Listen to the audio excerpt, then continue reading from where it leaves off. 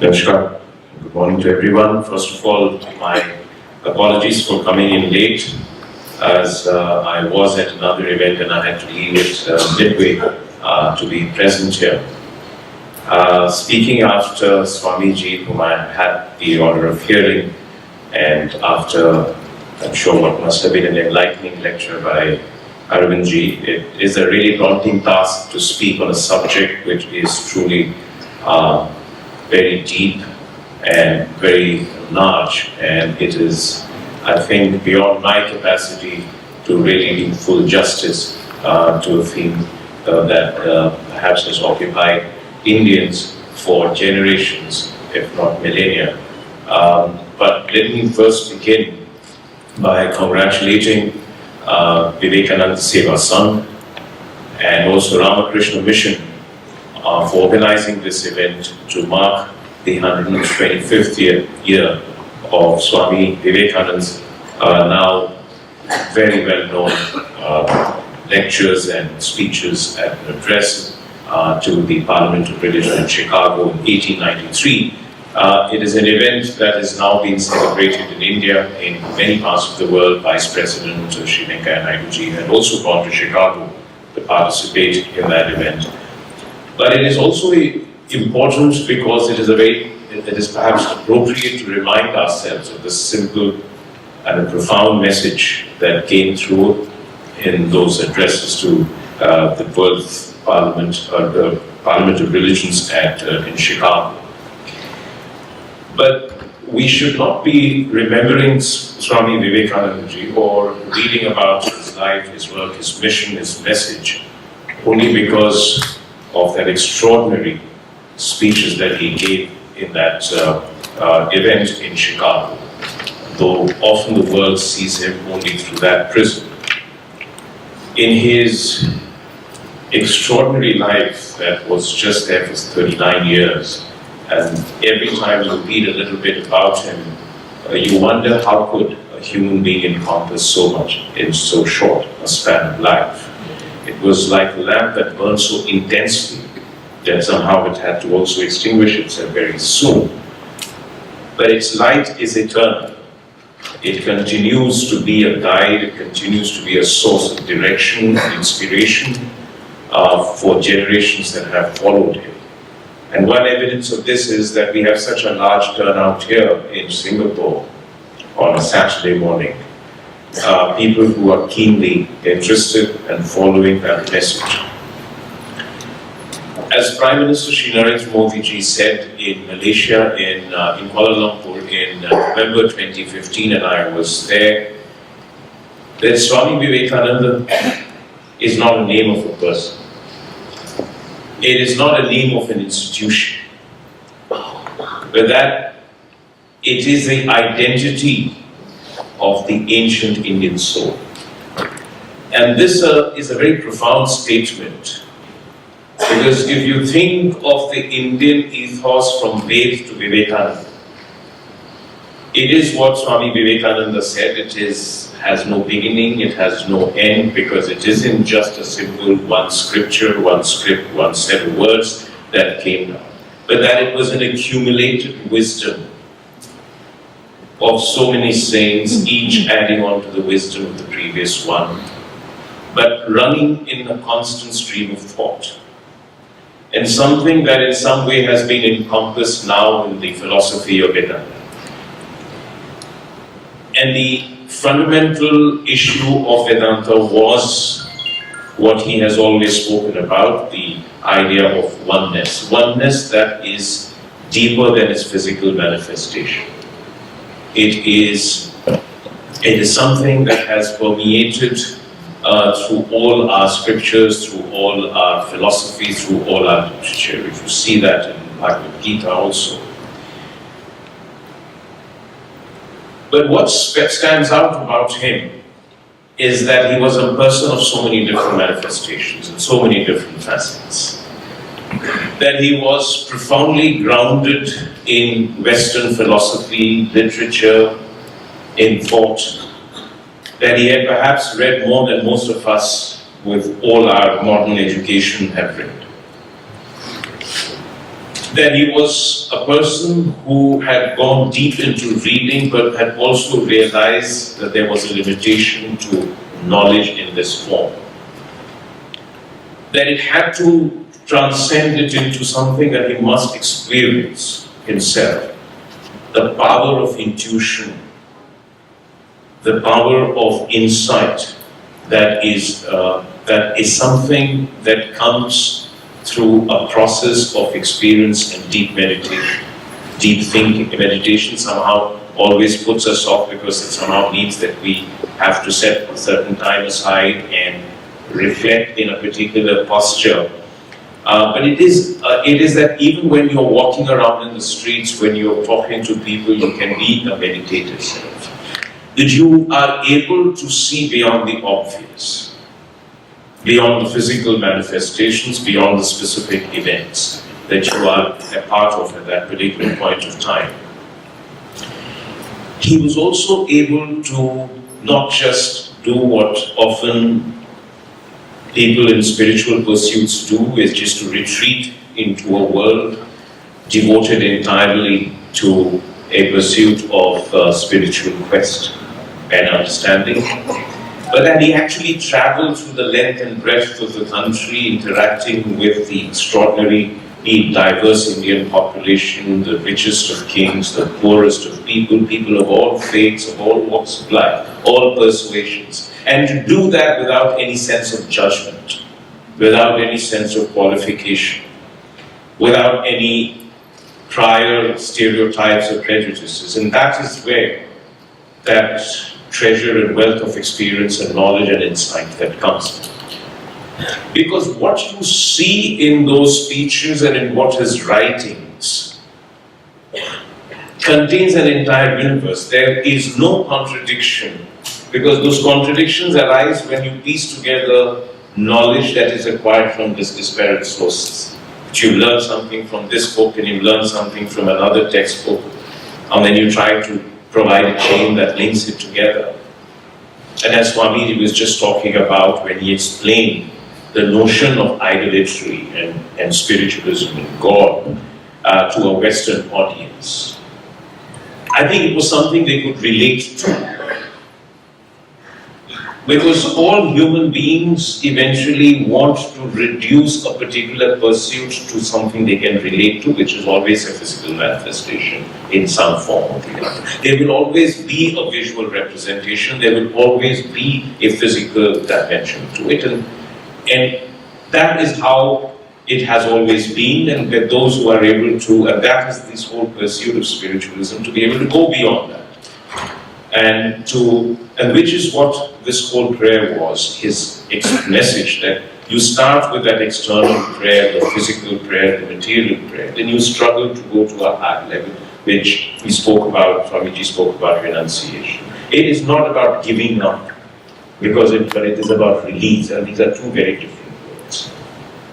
It is not about detachment but non-attachment, which are again very two different concepts. And it is about then rising to a level where you get into spiritual prayer and then you seek that union with that God. A word which is hard to define for anyone, it's so abstract. But as he said, that everyone, whatever path they choose, ultimately seek that same realization and that same union. And you speak about any faith in the world, you speak about any religion in the world, if there is that one pursuit which is how do I get close to God, how do I get to my Creator, to my Supreme Being, to whichever words you use to describe that. So for him, why it stands out is because he was able to embrace this world, embrace this life, yet rise above it and pursue it. And which is why at a time, think about India and Asia at that point of time. 1863 is when he's born. This is 6 years after the first war of independence. We are already an emaciated society, a nation in some sense, in a state of decline. We have just passed over from East India Company into a former colonial rule, there was a sense of despondency, but there was also a growing sense of ossification of society. We were too caught up in rituals, in forms, in shapes, in sometimes blind faith, in some sort of fatalism, about a complete helplessness before some manifest destiny that is going to take hold of us. Economically, we had become weak. This vitality and the strength of the country, of the people and society had been sapped. It was also an Asia in eclipse, an Asia that had been the birth of so many faiths, so many cultures, so many religions, of such high and profound intellectual, physical achievements, material achievements. There was also in a state of decline. There was a rise in colonial powers, and it was in this context that he actually rejected so much of that fatalism and pessimism and the nihilism that existed at that point in time. And in a sense, it isn't just that he provided a spiritual awakening of India. That was important. But that spiritual awakening for India was an awakening of a much larger idea of liberation, of not just political freedom, because that is easy to acquire, but a freedom from all the trappings and chains that we had bound ourselves into and from society and nations involved themselves into. And it is therefore something that it goes beyond just, so we have had a political definition of liberation and freedom struggle, we have an economic definition and path. But for him, it was something in which if you got to the key of the being, then all these other problems, all these other solutions would find a way out. And this is where you see the genius of that person. And in his own lifetime, he's predicted, he saw that there will be an awakening of India, that he could see the stirrings of hope. And this is more than 100 years ago, more than 6 decades before we actually attained independence. Because he could see the strength of our country, the unity in diversity, the spirit that had permeated through centuries. And today, when you think of the lessons and the messages, and this is what I was going to speak about, then you realize that it is perhaps even more relevant today than it was even then. First of all, it is who you are as an individual, the process of learning itself. Nowadays, of course, everyone's neck is bent towards the screen of a cell phone. How many of us observe people around us? How many of us see when we are driving or when we are walking, do we observe the life around us? How many of us even talk to people and understand? How many of us actually sit in contemplation of life, of experiences? Because if you have to be an individual, you have to choose your own path. You have to. There may be a common bin in which we all belong, but within that each one has to be different. And see what he did. He rebelled before he came to it. He actually questioned everything. He was in some sense irreverent. Some people might have thought he's a guy who's going to actually, is by our standards of hierarchy and our standards of respect for the elders, the way we define it, might have called him someone who was actually impudent, badly behaved, because he was frank in his questioning. But then the Guru we finally found was also very patient and also understood that there is no other path to truth and understanding without the question.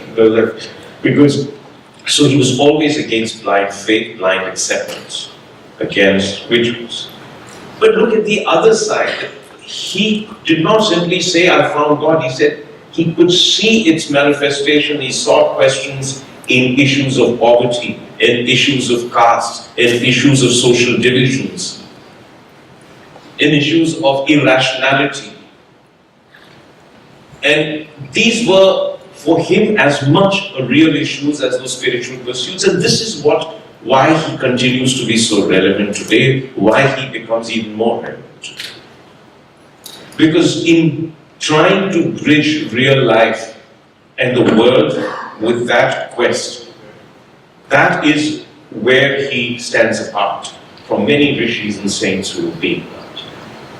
So if you think of yourself as an individual, as a person who needs evolution, who needs development, it was a combination of knowledge, spiritual pursuit, and life's experiences. And in life's experiences is not the life's experiences of senses. It is the experience of people around. And I would say that today, as we think of education, as we think of youth, it is critically important that we inculcate that spirit in education. That spirit of inquiry, that questioning, that irreverence, but also to inculcate patience that the first step of question is not the answer, doesn't come then. Each why must lead to another why, and to another why, to another why. As Swamiji said, you keep climbing steps till you understand what those are. And this is a very difficult process. And sometimes it leads you into confusion. But confusion shouldn't deter you. It should actually then lead to the path of clarity, because clarity evolves from a phase of confusion. So we have to first bring up individuals the way he did. And remember, he achieved all this in a span of life when we're just about beginning to even get our feet in this world. I mean, by 40, all of us still behave like we haven't even discovered where we are going. And he had already completed several lifetimes in that 4 decades, less than 4 decades of existence. The next thing is about, and which is so important, is about service. And we cannot emphasize enough how important, I mean, for him, the idea that service to God is really about service to human beings. Because if you are seeking that person who lives with every person, that oneness, this immutability of soul, the fact that it is all around everyone, and it is in everyone, centered in everyone, but without any defined circle around it. This brings everyone into the same, and therefore, if you are talking about life and existence, service, and today, service to humanity, service to society, is something that it doesn't come easily in our daily pursuit of life, because it seems like such a struggle. But to draw a subject from economics, when you do something, the economic theory says there is diminishing returns. So if you consume something over and over again, the joy from it is diminishes. And that's the fundamental theory of economics. The only place where it doesn't diminish is in giving. If you pursue a path of giving, in whatever little way, it can never be measured in the metrics of numbers, because it is only something you know what you value. It is sometimes the 5 minutes, it's sometimes the attention, it is sometimes just a few words. It isn't just about giving wealth, because that sometimes, by the way, is the easiest thing to do, because it is so easy to part with it. But it is time, it is yourself, it is compassion, it is attention, it is sensitivity to the others. It is even standing up for someone who's facing injustice. It's the most difficult thing. So service is something which doesn't have to be through necessarily an NGO or through a big organization or through a great amount of distribution of wealth. If each of us thought that every day we should be doing something in service to someone else, the world would certainly be a better place without us having to reach a certain position to have that power to give. And this is what the power of giving is really about. The third thing that I think that we should draw from him, and I think Swami should just put that slide up, is this struggle against inequity. in a purely normal abstract term, the world is becoming more iniquitous. I mean, I could, for as a subject for another story, how the techno-economic revolution is a natural way of advancing this iniquity. In some say it in context of globalization, some say it in context, there are different ways, but societies are becoming. In economics, we call it the Gini coefficient, and if you look at the trends in Gini coefficient over the last 20 years, you will see that. Even if it wasn't so, there is always a iniquitous society. And you know, and when I look at the Ramakrishna mission today and around the world, this idea of service is what defines them. They are not simply a spiritual retreat. Here in Singapore, they are changing lives. I have been there, I have seen how much they are doing in terms of counseling, in terms of, because the bud of the youth can either die at that stage, wither away, or it can flower into something majestic. And that is, again, the church. But also they work constantly towards against this iniquitous society. To promote equity, not just of economic terms, but of opportunities, of dignity.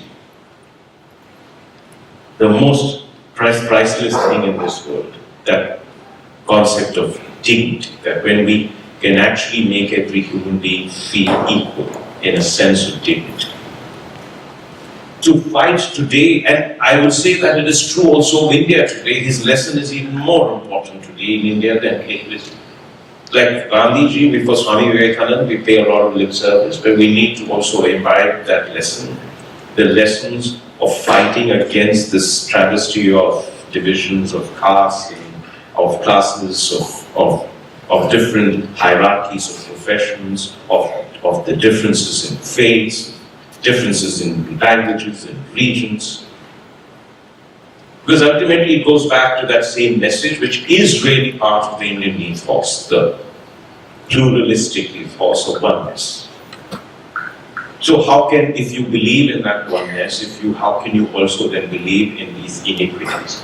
People will have different income levels, but people don't necessarily have to have different levels of opportunities or different levels of dignity. And this is not about a Marxian ideology of saying everyone must have, or a misplaced Marxian ideology of everyone having similar income levels or same income level. It's about who you are in relation to each other. Do I respect you as a manifestation of the divine in you? That is the fundamental principle of the inequity that we have to fight beyond the economic at this level of the scale. The fourth point is about what we are experiencing in the world today. It's the divisions, the tensions of the resurgence of identities of us versus them, the superiority of one with the other. We are better, they are better. It is my faith versus your faith. It is my identity versus yours. It is exclusion against inclusion. It is the sense that of the conflicts that we have again experiencing in the name of identities of languages, of religions, of cultures, and in India of social stratification of caste as well.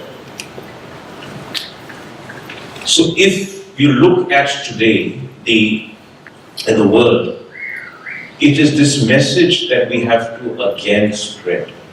We need those parliaments of religion once again. We need speakers like Swami Vivekananda once again, who said that Indian tradition says that we will not say that mine versus yours, that I do not have to live according to yours and you don't have to live, that we will respect all religions of the world equally, that we will respect all faiths and all traditions in the same way. That is the message we need to again revive. You don't have to do what I have to do, and I don't have to do what you have to do, but we can live in respect and harmony with each other because we are all in pursuit of that same path, towards the same goal and towards the same destination. But we are living in a world which is actually moving in that opposite direction, and therefore we need to, again, as people of that tradition, of that faith, remind ourselves that what we spoke about then is that, the fundamental principle of Vedanta, that is, truth is one, the wise see it in different ways. That is what really, in a sense, defines us. And we have to see that spirit rise. And therefore, it will lead to healthy, mutually respectful discourse, to an understanding and appreciation of each other. And again, I commend Ramakrishna Mission for being such a staunch and ardent advocate of that spirit of multiculturalism and of. And it is, if we do that, remember who is the first person who spoke about Asia as one. Today we all talk about Asian integration, Asian century. We speak about the economic integration, the connectivity in Asia, about East Asia Summit, which will be held not far from here in November, of countries coming together. Where Swami Vivekananda, when he traveled through these parts and interacted with people, he came up with the idea that there is a spiritual unity across Asia, which sometimes stands in contrast with, at that point of time, the materialism of the West. And today, we are talking about the political, diplomatic and economic initiatives to unite Asia again, as to create what we call the Asian century. Prime Minister Shri Narendra Modi also said that Asia of rivalries will hold us all back, Asia of unity will help shape this century.